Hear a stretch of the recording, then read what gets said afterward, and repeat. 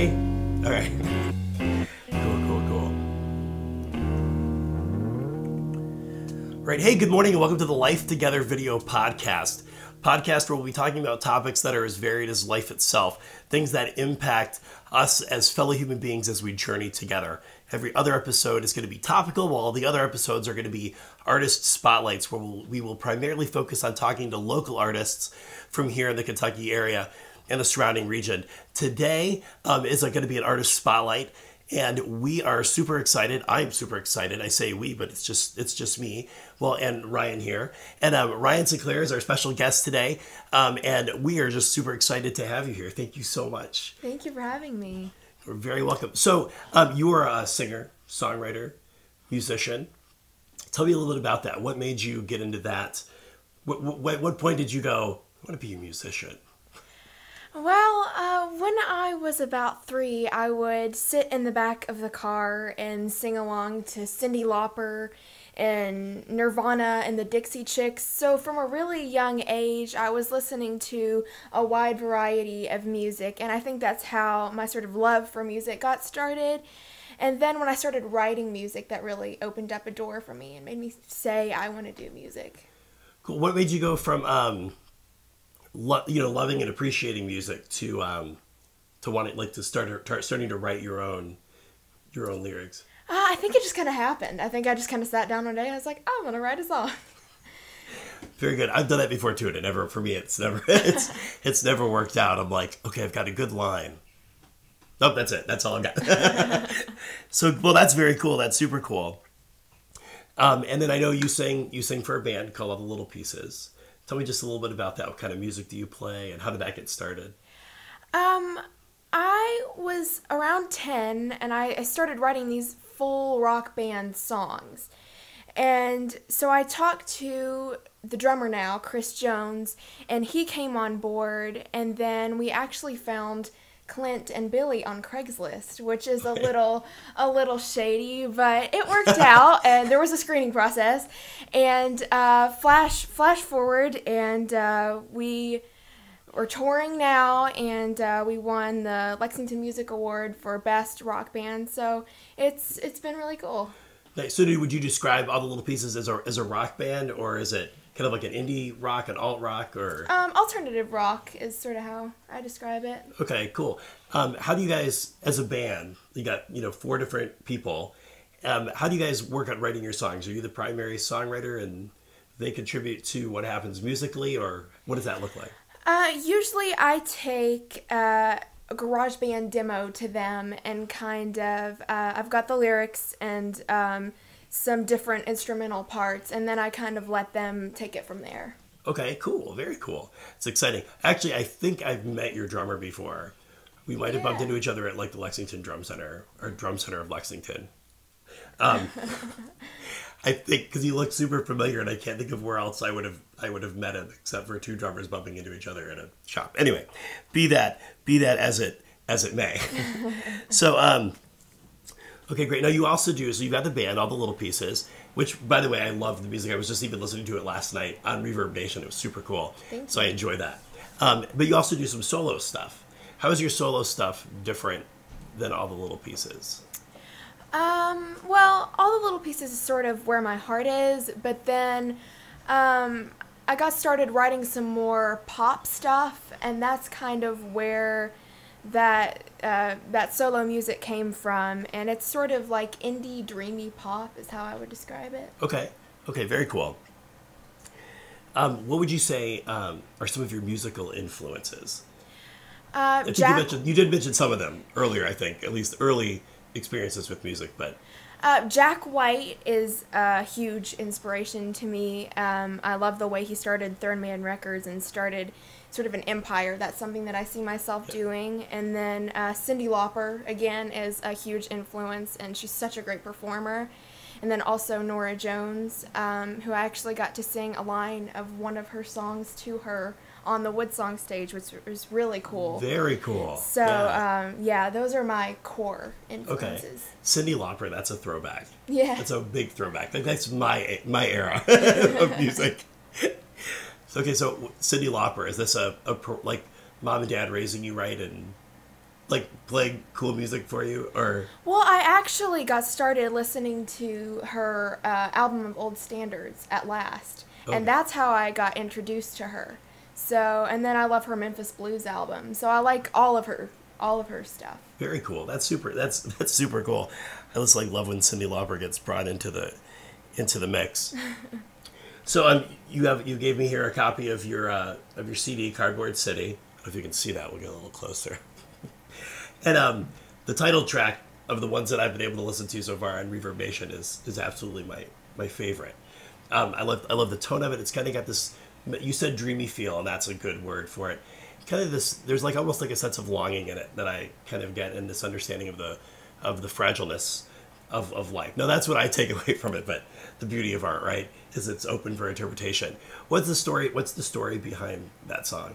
Well, before I had written about a lot of more serious topics, and this song was sort of my happy place and sort of a little bit of a dreamland and a marshmallow world. That's kind of how I see this song, is my happy song. Your happy song, very cool, very cool. I like that.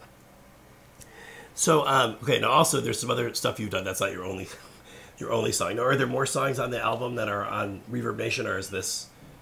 Yes, there's It Goes On, which is a sort of melancholy song about reflecting on the past and bittersweet memories. And then there's also Bright Eyes, which is about how when someone goes through a hard time that you care about, how you sort of go through that with them. Gotcha. Which is kind of like the whole life together concept. It's kind of where the title came from too, is going through times and people that are close to you going through them with you. So I think that's cool that there's a song that kind of talks about that. Super, super cool. So this is kind of a real general question, just to a musician. I feel like music really resonates with people. There's something I know for me, music can touch you in a place, like in your soul in a place, going through a time, and it can trigger memories and stuff. What do you think it is about music, as one who creates it, that does resonate with people and that can trigger such powerful emotions? I think it talks about things that we wouldn't talk about otherwise. I think that it really speaks to people on a level that might not be spoken to otherwise. And that's why it's so great that there's so many different kinds of music out there, stuff that for whatever reason somebody really identifies with. And then even lyrically too. And it's amazing how a lyric can be powerful, but then you put it with a melody.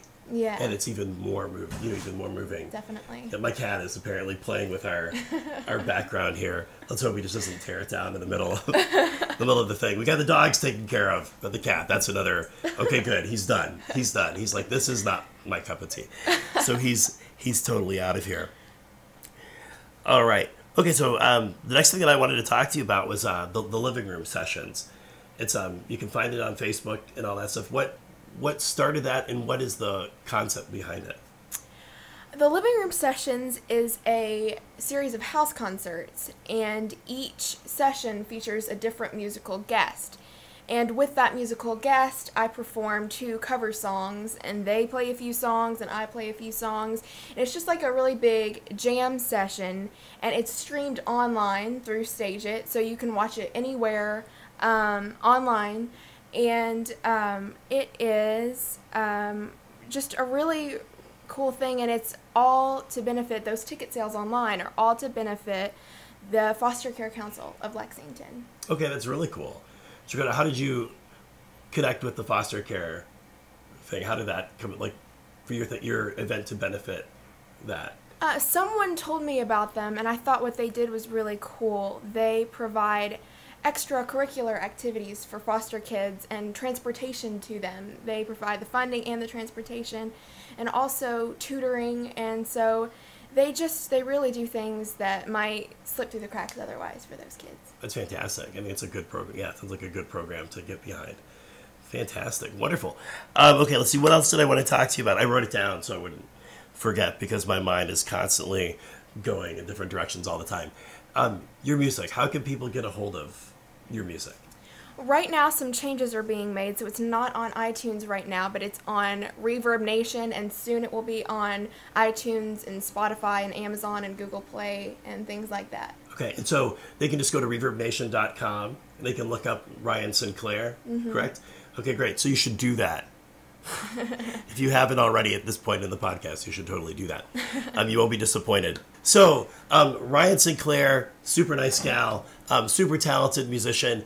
ReverbNation.com. Check her stuff out. Check out the stuff for all the little pieces. You'll absolutely be glad you did. Support local artists. I think it's such an important thing, okay? They're such a contributing factor to the arts in your local community.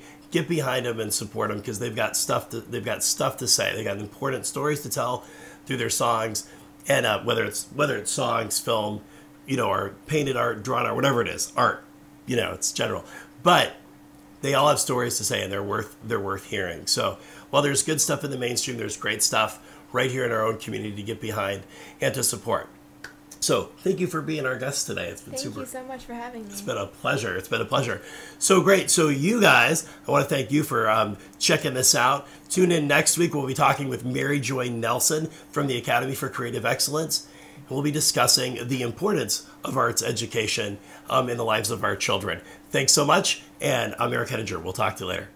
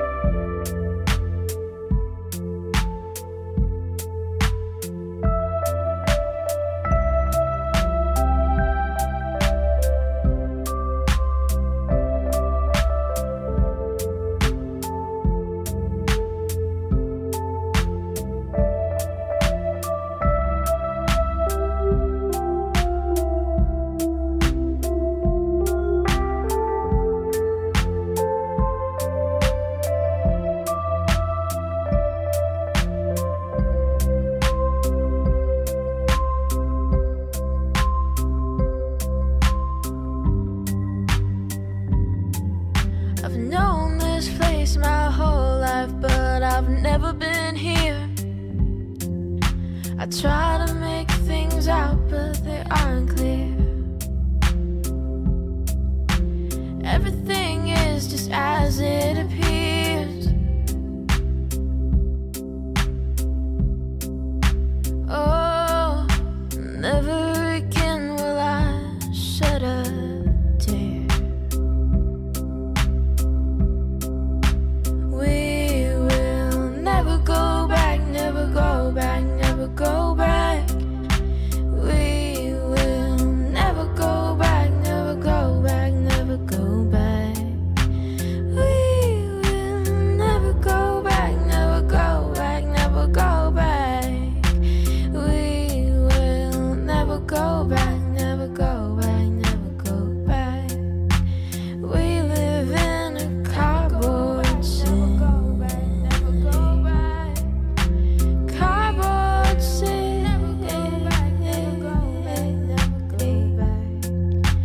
Wembley.